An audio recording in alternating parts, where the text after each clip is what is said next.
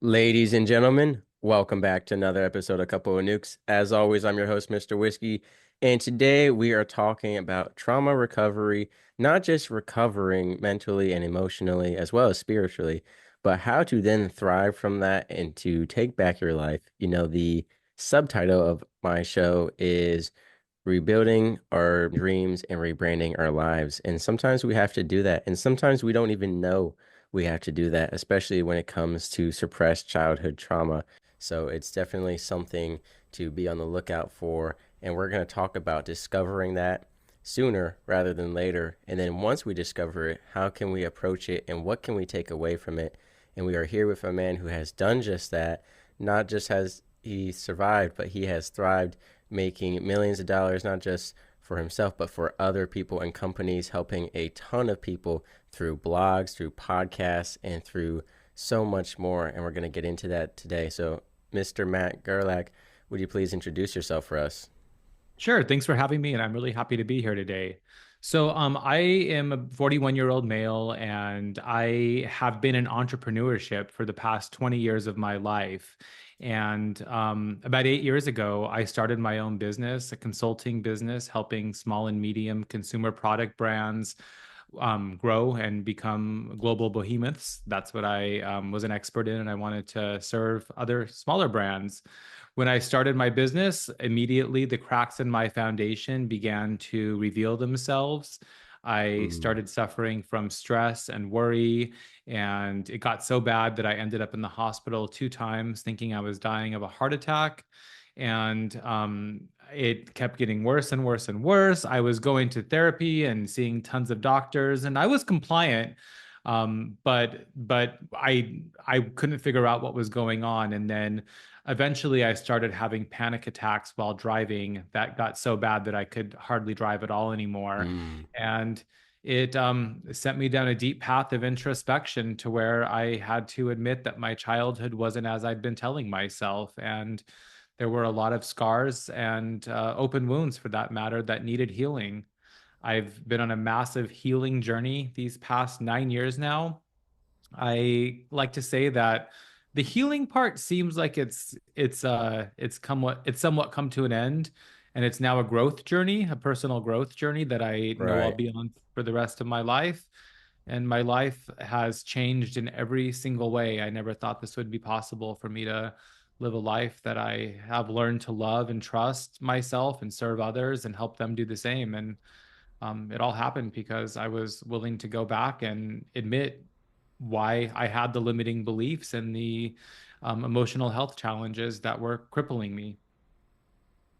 Right. And you said something which I think is so important, which is we often don't even realize the severity of some of the things in our childhood until later on in adulthood. I know as I've been podcasting with guests in mental health, in life advice, in parenting, I have heard some things and I look back at my childhood. I'm like, you know what? That was a form of this or that. And, I realized now more than ever, like how bad some things were, but at the same time, some appreciation as well for other aspects of it. But like you said, oftentimes we don't know. And I think as children, because we're not so aware mentally, sometimes our body just automatically says, hey, we're putting that back there, and future us can figure it out someday. Definitely something in the future can bring it about, especially starting your own business, which can be very stressful for people who don't know. We've talked about it before. Being a podcaster, being an entrepreneur of any sort requires a lot more work than you would think, and it's definitely high stress. And I get that ending up in the hospital, thinking you're having a heart attack because it can feel like that from stress and anxiety. And so, what was kind of the moment where, you talked about seeing different kinds of help and all of that, but what was really the turnaround moment for you that kind of like cleared it all up and started your healing journey officially? Thanks for acknowledging everything you said. And I totally agree. And I like to say that a lot of times people say, like, so and so is afraid to get help or they don't want to go to get help. I don't think people know they need help. I think that's a Yeah. big part of it. They just think that it's normal to feel this way. Or, I mean, I think deep down there is a fear of some sort, but I think a lot of us are so afraid to acknowledge that, like, our childhood, our parents, our caretakers may have done their best, but doing their best and causing damage are not mutually exclusive. Right, And right. that was I mean, this has been my journey, and it's my life's work. I firmly believe, to help people through this journey, because it is very difficult to accuse your parents or to say, like, listen, this wasn't okay. So to answer your question specifically, during this time, my partner and I were starting to have a lot of challenges at home, obviously, because I was under extreme stress and just relationships are hard in general. And we Yeah, started yeah, going to for sure. couples therapy, which I am a huge proponent of. My partner and I have been together for 12 years, and I would bet anything that we wouldn't have survived just 12 years of relationship without learning how to communicate and learning how to Right. let our guards down.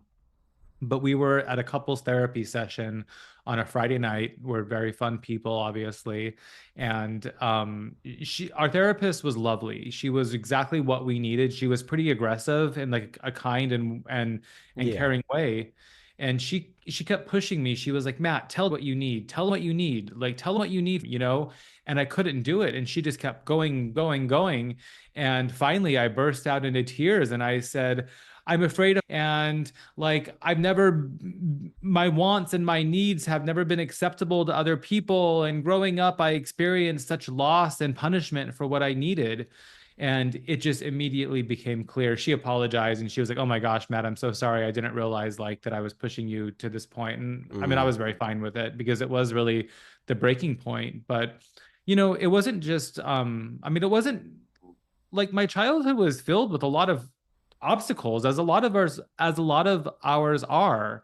When I was Yeah. in fifth grade, I was abandoned by my only friends. They realized that I was different than them and they didn't want to be around me anymore and they abandoned me. I kept that entirely to myself and I started acting out because of it.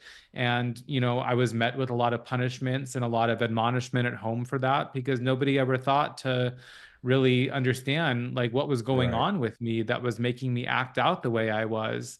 And, I come from a house, a very working class family. There's a lot of generational trauma that was never healed. So my parents were operating kind of at a deficiency because they had their own traumas Yeah. that were Yeah. never healed. And the house was just full of chaos. And I mean, and that was the thing. Like, I knew I was loved. I grew up in a home that my mom made banana bread. I mean, I was told I was loved. Like, Right. we had amazing Christmases, but like there was so much stress and so much anxiety happening during other times of the year that were harming me, that my needs weren't met. And, I look at it now, like as a 41-year-old man, how little I understand about life. And I have so much compassion for that 8-year-old or that 10-year-old child that literally doesn't have the ability to make sense of what's happening. I mean, Right. I was Exactly. abandoned by my friends and like I remember I kept it all to myself. I didn't tell a single soul about this. I mean, it was just eating at me. And um like this had always just been buried, like in our family we didn't talk about things like there was never any resolution. Like we would have a huge fight and no one would ever like really sit down to say, are you okay? Like, I'd have to go and kind of like beg my dad to like be let back into his life. And Mm. I just, this is actually the first time I really ever said that out loud like that. But yeah, I mean, I remember very much like after these fights would happen and my mom would say, you have to go make up with him because he won't do it. And, it's just like this was all put on me.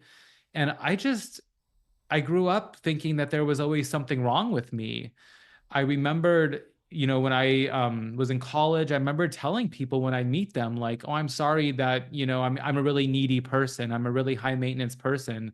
So if you don't want me in your life, like, let me know." I mean, these were things that I said to people because Mm. my whole life I had just learned to believe there was something wrong with me. Right. And I mean, I just buried this. I found alcohol, around 18 years old, and luckily it never got crazy out of hand. But sure, I mean, it was how I mean, I numbed my discomforts until 33 years old when all of this started happening and I had to face it. But yeah, that was really. that therapist office was really the catalyst for change. And from there, I saw my parents the next day, and I thought everyone would be on board to change. Kind of shame on me a little bit. I didn't necessarily have the sensitivity to the situation, but we had a huge Yeah. fight and didn't talk for 3 years. And, I mean, it was Wow. hard for them, I'm sure, hard for me, but I mean, that was sometimes you just have to prioritize yourself. And if I wouldn't have Right. had that break, I would not be who I am. I mean, I quite honestly might be dead right now, I think, if I wouldn't have taken that time and space to really acknowledge my own story. And the reality is, like, I didn't grow up that bad. I mean, I want to make that clear because I think so many of us have to say, like, like I wasn't pushed down a flight of stairs, so how bad could it have been? There's this thing called little T trauma. It's small things. It's the emotional Right. abuse. Yeah. And those things add up. And I had to acknowledge that and prioritize myself and just learn to it's not even about who's right and who's wrong. It's about, like, how did these things make me feel? And I allowed myself the space and the compassion to have compassion for myself, which I didn't know how to do prior. No, I 100% agree with you.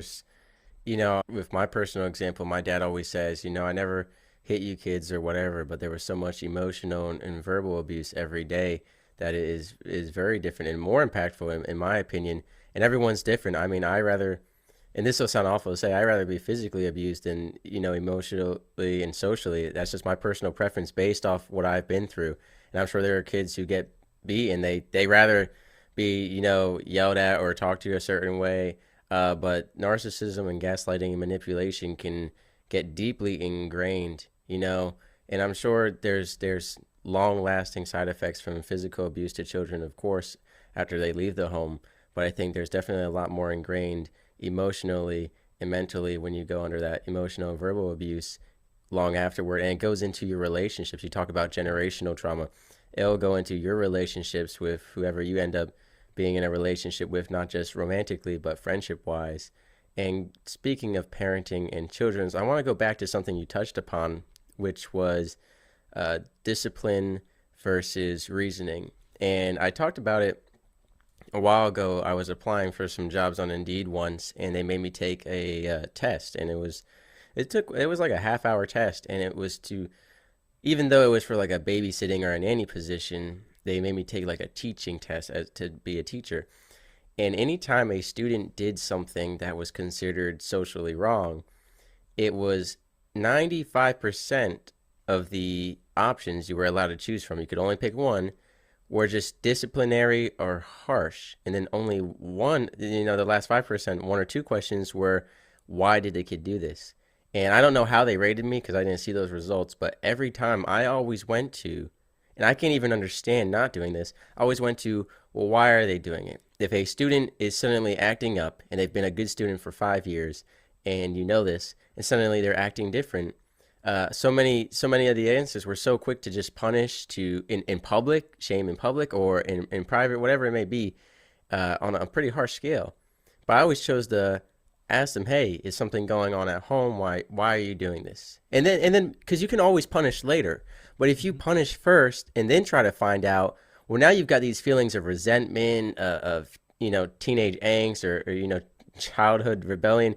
They're gonna say, you punished me, whatever that may be in disciplinary action, and I don't want to open up to you. So you can always punish later after getting the reasoning, and you can make a more acceptable punishment based off that reasoning, whether that's no disciplinary action at all or something different. So when you talked about, you change your behavior and no one asked why, not your parents, not the teachers, which I think parents especially should ask if they hear their kid is acting different at school more than a teacher. I think parents should ask, but parents are human beings. They're not perfect. They get busy, and sometimes they don't understand their children. And I don't think we understand our parents either. But I appreciate you touching upon that subject because I think it's so important for everyone to hear and know that getting the reason why could have prevented so much more. They could have, maybe put you in a program or helped you to get new friends or move schools, whatever it could have been, right?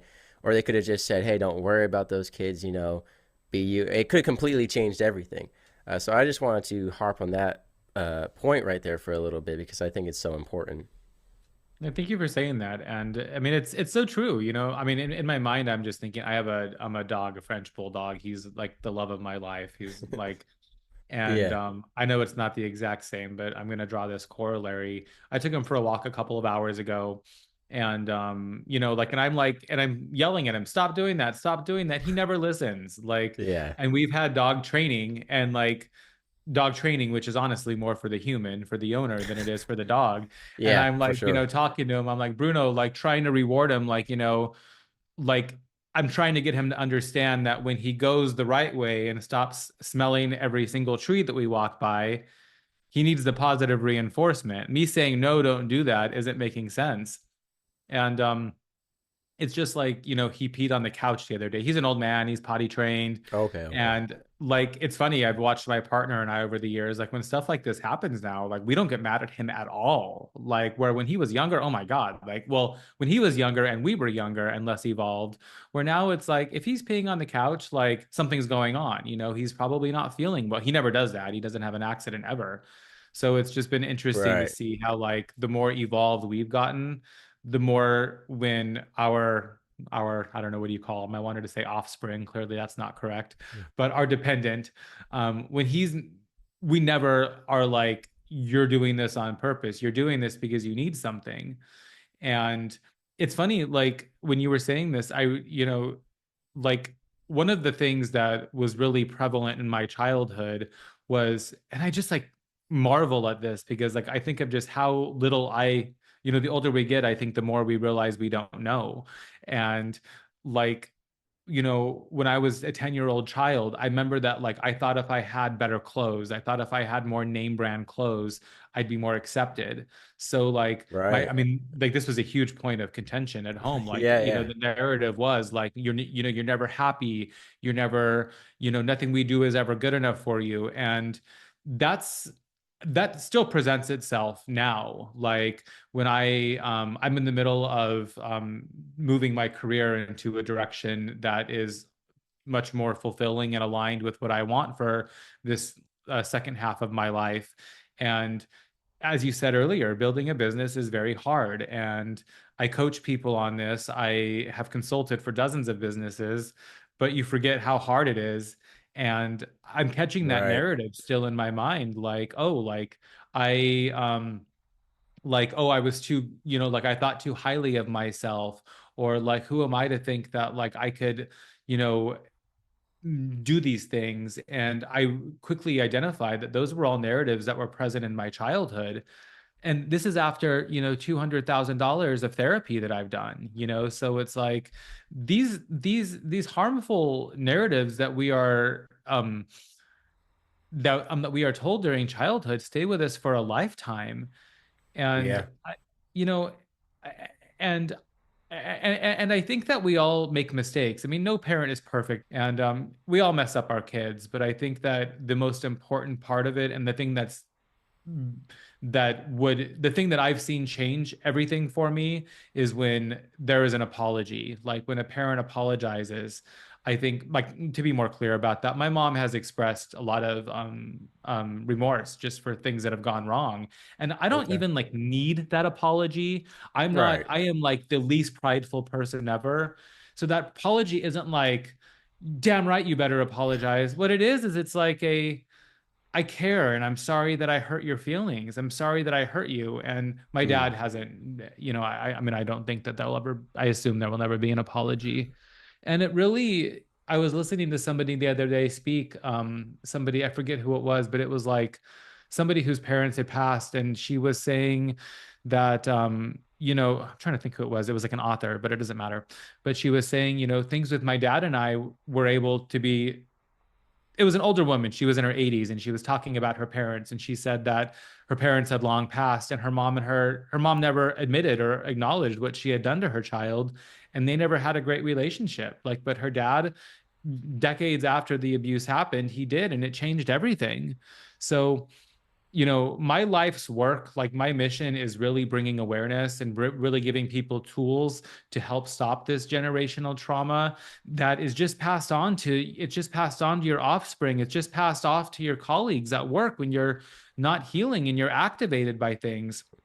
And also, I really hope to bring, my biggest dream almost would be just to help a small, tiny handful, maybe more than a handful, but like the parents, the 60-year-old parents out there that still have so much time left on this planet with their adult children, that really like, just Life is like too short. Yeah. opening up the conversation and just being like, listen, when I was 25 years old raising three kids, like I didn't do well. I mean, oh my God, if I was 25 years old raising three kids too, I would have done just the same. But I think there's so much value in just apologizing and acknowledging even, But I totally think there's so much importance in just this vulnerability between parent and child. I mean adult parent and adult child, and also between young child and I mean an adult parent. Just like when we make mistakes, acknowledge it. Like everyone deserves an apology. And when you're not, and this is the thing, like when you're not apologizing to your child for things that you're doing wrong with them, they go and they get an abusive relationship of their own when they start dating, because Yep. they think that They it's do. normal for us, for a spouse to yell and scream at them when Hmm. dinner has too much salt on it or whatever it might be. So, you know, we don't, I think the biggest misconception with trauma is that we think that when we ignore its implications, we're just like, I'm not going to look backwards, I'm just looking forward. You're looking back. Everything that you're doing is Right. laced with this trauma that you've gone through. And my life changed when I heard this phrase. It was, it's not your fault what happened to you, but it's your responsibility to heal. And that just Right. changed everything for me. Yeah, no, you're true. A lot of trauma, if it's not directly induced into you, it's absorbed from your surroundings. And I remember in my episode with Shay Sparks, we talked about her dad never hugged her, and the first time she saw one of her friends' dads hug her friend, she thought something weird was going on. She's like, "Why is your dad hugging you? Like dads do that, Or like you said, people will think, "Hey, every time mom and dad got in a fight, he would hit her, so that's just what men do." Or Mhm. I had a guy, Ricky D. Saluter, a great guy. He was on my show. His dad would just start ripping furniture apart. He thought everyone's dad did that. He thought when dads get mad, that's what they do. Mhm. I remember I had a guy. He said he thought all men just started drinking beer when they got home from work. Like it was just what men do. So there's so much that's absorbed. I mean, children. I heard someone say like children are just sponges when it comes to information and what's around them, and I think that's so true. And I'm also a dog dad. I've got my 3 pound Chihuahua on my lap right now taking a nap, and yeah, sometimes she'll just start walking slow, and I'm like, "What do you?" Which she already walks slow. She's 3 pounds, so I'm like, every time I take a step, she's like running. But I was like, "Why are you walking so slow?" I get frustrated, and then I found out she had a splinter in her foot, right? And it can be very frustrating, yet educational with pet ownership because they can only communicate so much. So you actually have to go out of your way to find out what's wrong. So how much easier would it be with your children who you can just ask what's wrong? And you might have to create a certain environment where they feel right opening up. I've had episodes before talking about depression, suicide, and bullying, and where you might have to go out in the car with your kid and create that intimate yet distant space between y'all. Sometimes the couch or a bed just seems too disciplinary, right? Sometimes the ride home from school is the transition between their not safe space and their safe space, and they don't want to talk. So creating the right environment. But children, if they're scared to share, which children are, like you said, it's scary to talk to your parents sometimes because we kind of put them up on this pedestal as they're different from other adults, and there's all this pride too, as you don't want to disappoint your parents. And you know, now looking at parenting from an adult perspective, it's like all I would want for my kids is to be honest with me and come to me with all their problems. But from the Mhm. kids' perspective, I was like, my parents don't want to hear this crap. So I think it's so important that we create an environment where our children can come up to us with anything and talk about that. And that involves us being vulnerable and honest with them and coming to them with stuff, as well as with whoever your partner is, showing that healthy communication in front of them. So I think it's so important. And I agree. And now I want to go into you talking about changing, you're going into the second half of your life and you want to kind of transition to something more fulfilling. What does that look like for you in terms of your podcast, your blog, your helping businesses? Is that all going away? Is that all being upgraded? What's going to happen here? Yeah, thank you. Can I comment 1 second on what For you just sure, said for sure, about yeah, like um when we aren't like able to be honest at home, we end up lying as adults. And like that was a for big part of sure. my young adult life. Like, and I remember that I'm like one of my good friends called me out about this and she was just like, you're constantly trying to change like what other people think of you. Like you're always trying to censor what other people are thinking of you.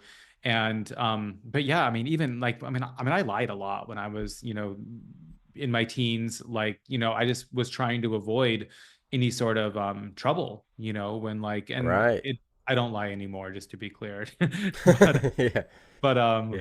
but yeah, I mean it like it took some work to really work through that and to start. I mean, it's shame. We lie because we're shameful and we don't think that we're allowed to make mistakes in life. And I mean, mistakes are a healthy part of life. And that just really resonated when you said that.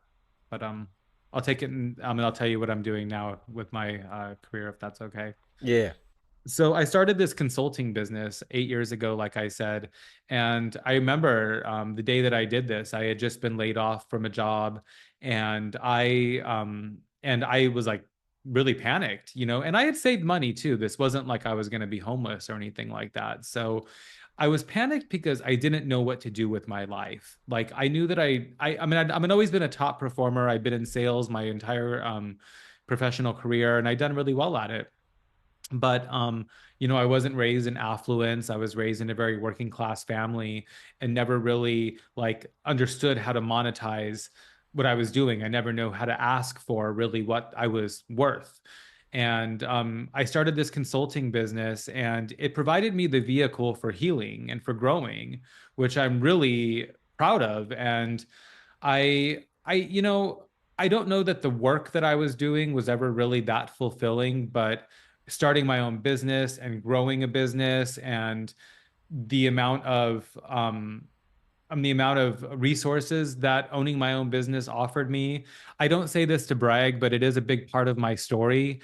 And it just shows the testament of healing. Like when I started this business, what was going on was I had no ability to set boundaries. I had no ability to advocate for Mm. myself, Yeah. and I was Yeah. just getting walked all over. And honestly, like it wasn't really anybody else's fault. Like I just Right. couldn't say no because I never learned those tools. When I said no, I was a bad person. I was Right. disagreeable. Right. And then so when I started working with my first coach, I healed all of this. I healed enough of it so I could proceed Right. forward.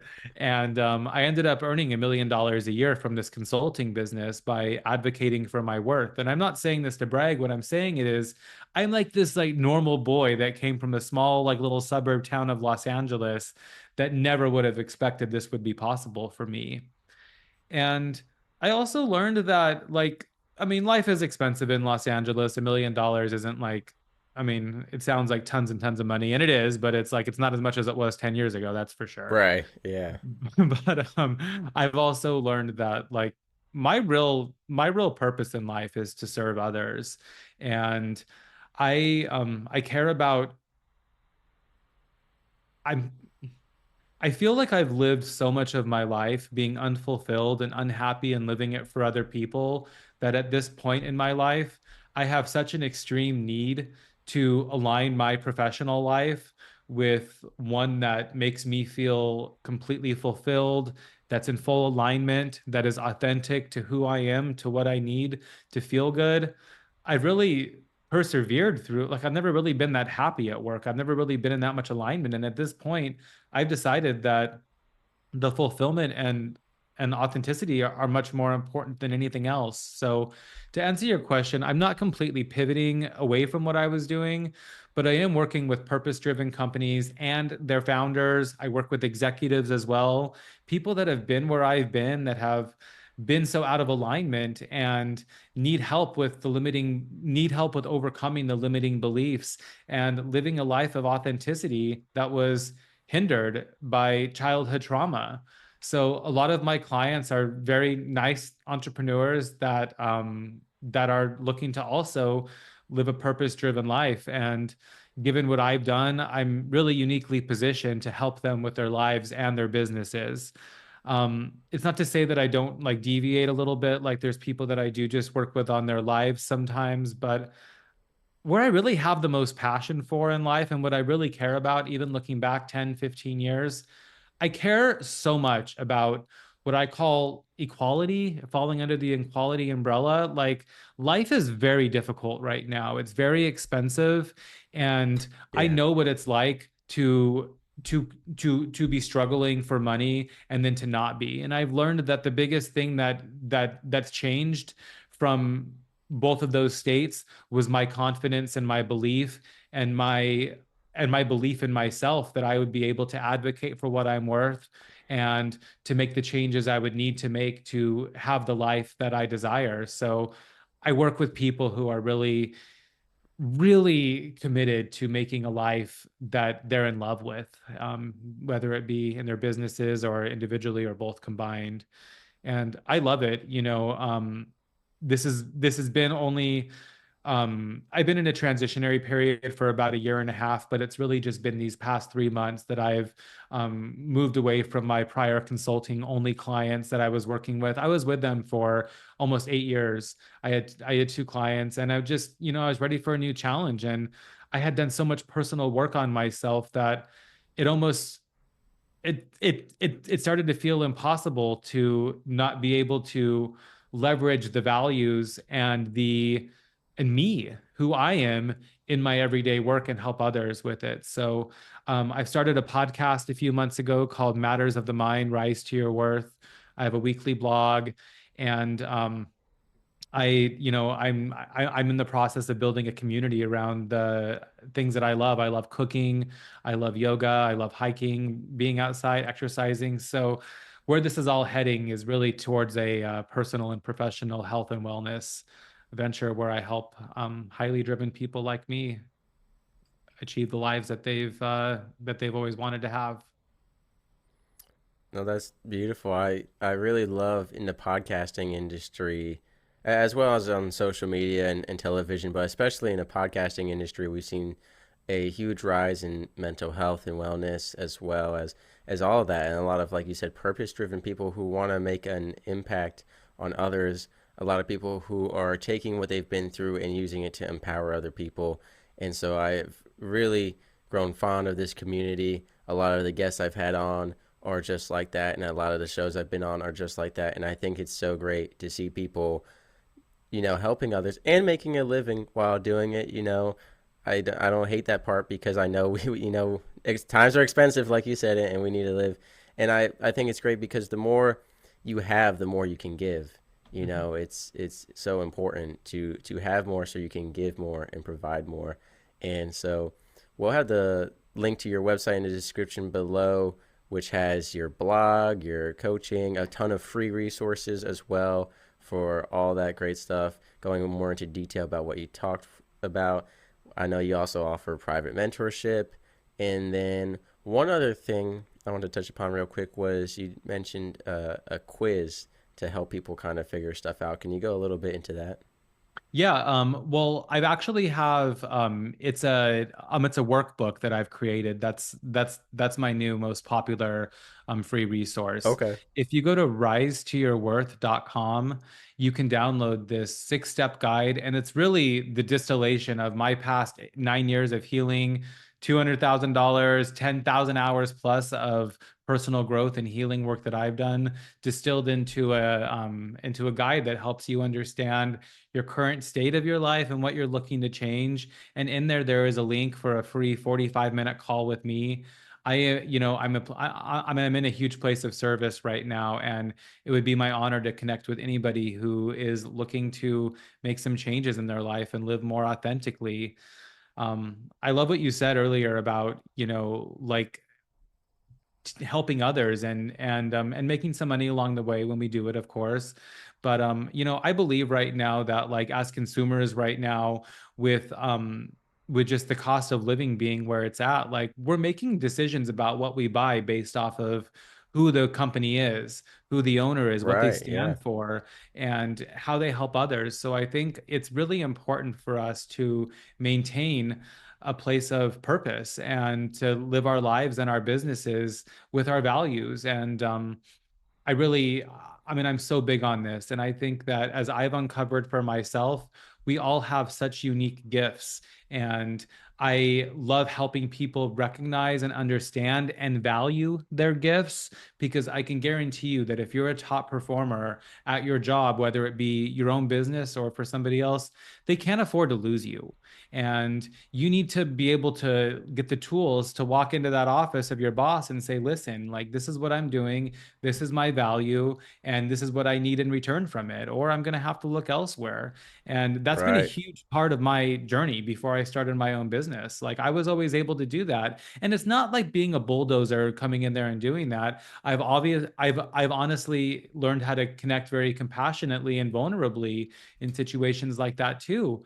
But we need to learn how to advocate for our own worth. Nobody is going to come pat you on the back and say, hey, I know we've been underpaying you for the past 5 years. We're going to double your salary so you're more in line with Right. what you Yeah. deserve. It'll never, well, I mean, one out of every million people that happens to. Yeah. So I'll give you Yeah. that. But Yeah.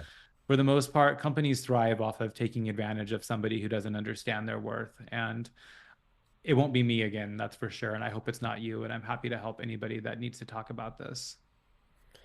Yeah, ladies and gentlemen, if you take anything away from this episode, one, know your worth, and two, look at your family situation. I know, especially a lot of the newer generations and even the older ones, there's so much. I think every generation at this point just has so much family drama and trauma going on for all kinds of reasons. It's generational trauma, it's new stuff happening as technology changes, as society changes. So just take a look at it.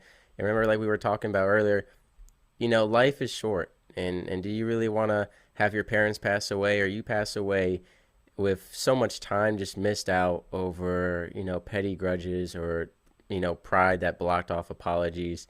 Just think about the value you're missing out on.